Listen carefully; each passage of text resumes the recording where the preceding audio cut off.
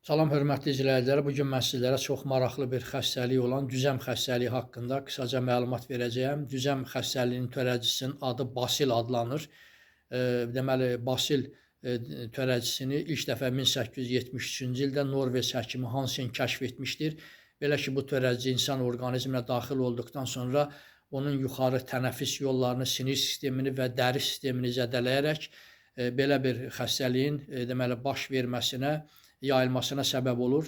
Belə ki, bu xəstəlik insanın üz quruluşunu çox eybəcər bir formaya salır. Yəni elə bir eybəcər formaya salır ki, həmin insan cəmiyyət içinə çıxmağa utanır, hətta öz əzizlərini görməyə getmək istəmir, evlərinə belə getmək istəmir. Ona görə də belə xəstələri deməli həmin xəstəliyin müalicəsi üçün ayrılmış düzəm xəstəxanalarında müalicə eləyirlər. Belə bir deməli xəstəxana da Sovet dövründə Azərbaycanda tikilmişdir. Umbaku qəsəbəsində Sovet dövründə belə adlanırdı. İndiki dövrdə səhv eləmirəmsə Çeyildağ deməli qəsəbəsi adlanır. Orada da bu xəstəliklə deməli məşğul olan bu xəstəxana var.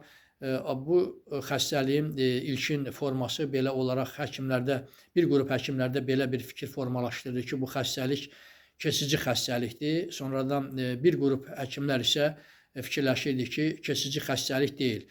Lakin sonradan müəyyən olundu ki, bu düzəm xəstəliyi deməli keçici xəstəlik deyil. Belə ki, uzun müddət həmin xəstəxanalarda çalışan insanların heç biri bu xəstəliyə tutulmadı. Belə ki, orada çalışan insanlar həmin xəstələrlə çay içmiş, çörək yemiş, 20 il, 30 il, 40 il üstündən keçməsinə baxmayaraq bu xəstəliyə tutulmamışlar. Bu xəstəliyin tarixi çox qədimdir. 3000 ildən çoxdur ki, bunun tarixi var. Əsasən əvvəllər qeyd olunur ki, oğlan uşaqlarında var, amma sonradan qız uşaqlarında da müəyyən olundu.